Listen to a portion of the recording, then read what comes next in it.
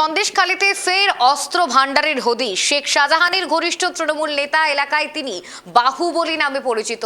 সেই বাহুবলীর পুকুর থেকে উদ্ধার আগ্নেয়াস্ত্র, কার্তুজ। আর সেই তৃণমূল নেতার নাম সমীর সর্দার। তিনি শেখ শাহজাহান ঘনিষ্ঠ এলাকায় বাহুবলী নামে তৃণমূল নেতা। আর সন্দেশখালীর কোড়াকাটি গ্রাম পঞ্চায়েতের তৃণমূলের মেম্বার। তার বাড়ির পুকুরে সিভিল ডিফেন্সের কর্মীদের নামিয়ে বসিরহাট জেলা পুলিশের এসওজি ও সন্দেশখালী থানার পুলিশ 3টি বন্দুক এবং 32 রাউন্ড কার্তুজ উদ্ধার করলো। গ্রেপ্তার তৃণমূলের পঞ্চায়েত মেম্বার সমীর সর্দার। যে খবরের দিকে নজর রাখছি, শেখ শাহজাহান ঘনিষ্ঠের পুকুর থেকে উদ্ধার আগ্নেয়াস্ত্র, বাহুবলীর পুকুর থেকে উদ্ধার আগ্নেয়াস্ত্র, কার্তুজ। অত্যন্ত গুরুত্বপূর্ণ খবর। আবার ফের শিরোনামে শাহজাহান ঘনিষ্ঠের নাম উঠে আসছে, যিনি আবার সেই এলাকায় বাহুবলী নামে খ্যাত। এই মুহূর্তে অত্যন্ত গুরুত্বপূর্ণ, কারণ শেখ শাহজাহান ঘনিষ্ঠ, শেখ শাহজাহানের আমলে সন্দেশখালীতে মা মনিদের কিভাবে থাকতে হয়েছে তার বিভিন্ন চিত্র দেখা গিয়েছে। আরো বিস্তারিত আপনাদেরকে তথ্য দেবো। আমাদের সঙ্গে টেলিফোন লাইনে রয়েছে আমাদের প্রতিনিধি সিরাজুল। সিরাজুল, বাহুবলীর পুকুর থেকে উদ্ধার আগ্নেয়াস্ত্র, কার্তুজ।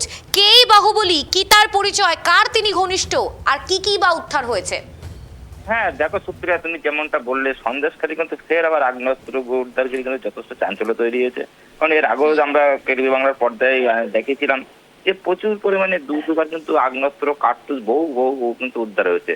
তার পাশাপাশি আজ কিন্তু সন্দেশখালী থানার কোড়াকাটি গ্রাম পঞ্চায়েতের যে তৃণমূলের মেম্বার অর্থাৎ সমীর সর্দার, শেখ শাহজাহান ঘনিষ্ঠ, অর্থাৎ শেখ শাহজাহান ঘনিষ্ঠ হওয়ায় কিন্তু সে কিন্তু একেবারে কোড়াকাটি এলাকার বাহুবলী নেতা, অর্থাৎ বাহুবলী তৃণমূল নেতা। কিন্তু কোনোভাবেই তাকে কিন্তু পুলিশ ধরতে পারছিল না। কিন্তু তার পুকুরে আজ কিন্তু তল্লাশি করলে ওই এসওজি টিম, অর্থাৎ পুলিশ জেলার যে এসওজি টিম আছে, সেই টিম কিন্তু সে পুকুরে নামিয়ে দেয় এবং যে সমস্ত তার পুকুরে যারা ছিল তারা কিন্তু উদ্ধার করা।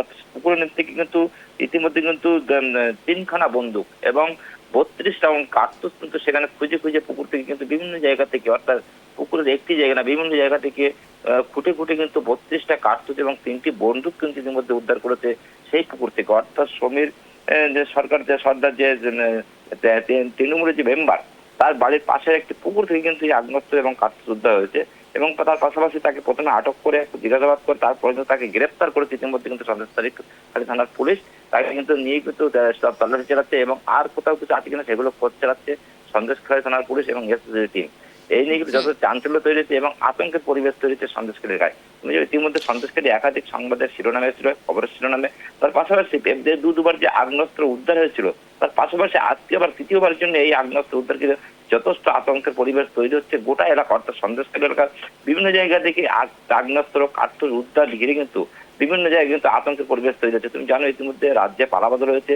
তৃণমূল নেতা যদিও পলাতক, কি করে এই তৃণমূল নেতা যে সমীর সর্দার, তার বাড়ির পাশে পুকুর থেকে তাদের কি দুষ্কৃতী যারা ছিল, সমীর সর্দার যে সমস্ত বাহুবলী হওয়ায় তার যে অনুগামী যারা ছিল বা দলবল যারা ছিল, তারা কি এই গোপন সূত্রে তারা কিন্তু পুকুরে কি আগ্নেয়াস্ত্র ফেলে দিয়ে গেছে, সেদিকটা কিন্তু তদন্ত করছে পুলিশ। তার পাশাপাশি কারা ফেলে গিয়েছিল, কি কারণে ফেলেছিল, এই আগ্নেয়াস্ত্র কোথা থেকে আনা যায়, সমস্ত বিষয়গুলো নজর আনার চেষ্টা করছে সন্দেশখালী থানা পুলিশ প্লাস এসওজি।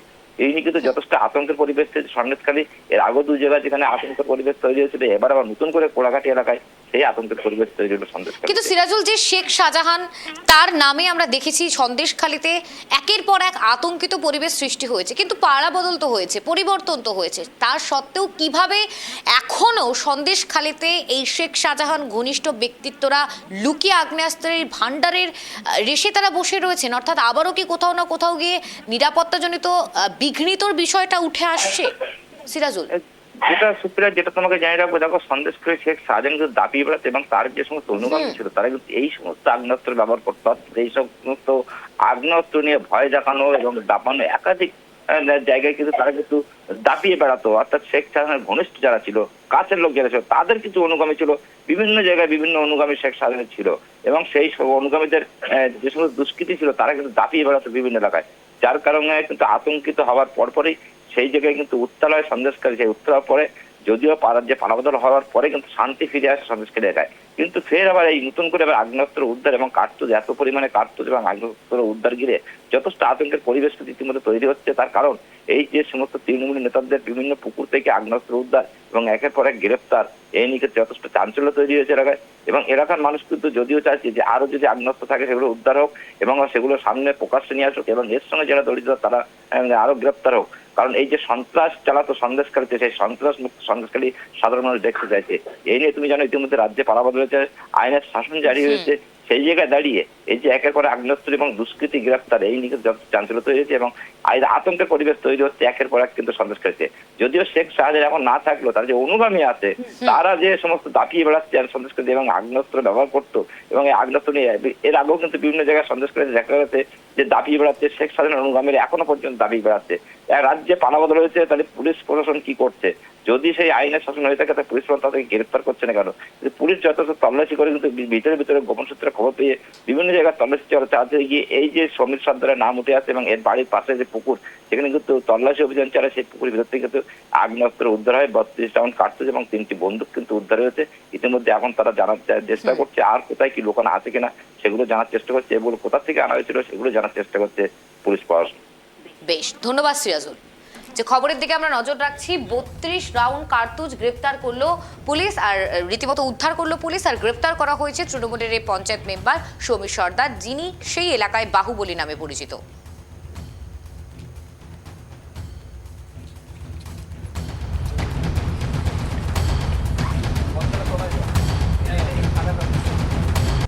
দেখুন, সন্দেশখালীর কোড়াকাটিতে তৃণমূল কংগ্রেসের পঞ্চায়েত মেম্বার সমীর সর্দারের বাড়িতে কাস্তুর, বোমা, পিস্তল, স্বয়ংক্রিয় রাইফেল পাওয়া গেছে।